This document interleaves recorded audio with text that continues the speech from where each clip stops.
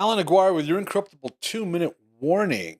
That's right. I don't know why this is so low. It looks so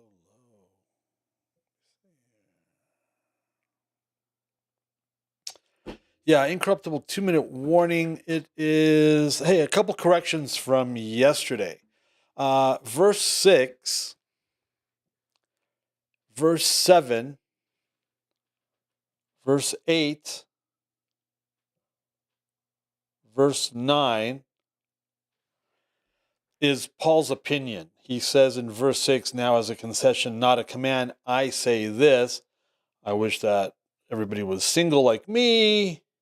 If you can remain single, that's awesome. But if you can't, definitely get married.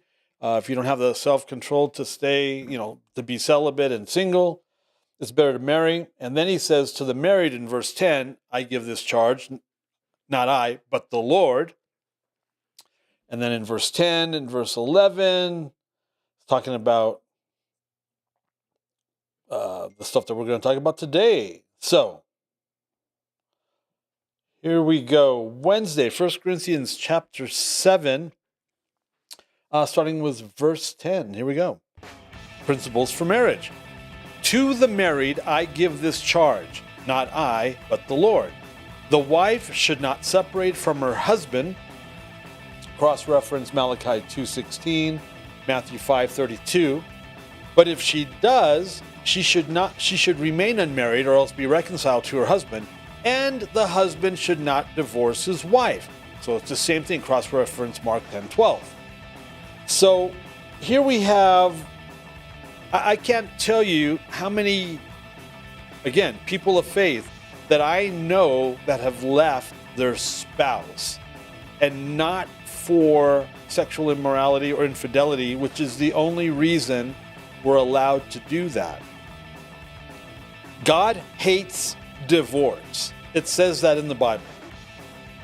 And he goes, but because you're stiff-necked, because you won't cooperate, because you're just not, taking care of because you're not godly and you're stiff-necked, I'm gonna allow you divorce for one reason and one reason only, and that's infidelity, adultery, sexual immorality in a marriage relationship. But even then, he says, I'd rather that you reconcile, because he hates divorce. And Christians, they could give a crap about what God says about divorce. When Jesus was asked about it, he said, well, what did Moses tell you? Moses deferred to Moses. Jesus deferred to Moses.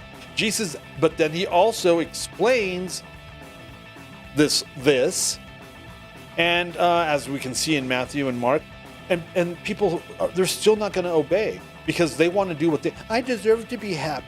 Well, then why, anyway, this is really going to come back and bite Christianity.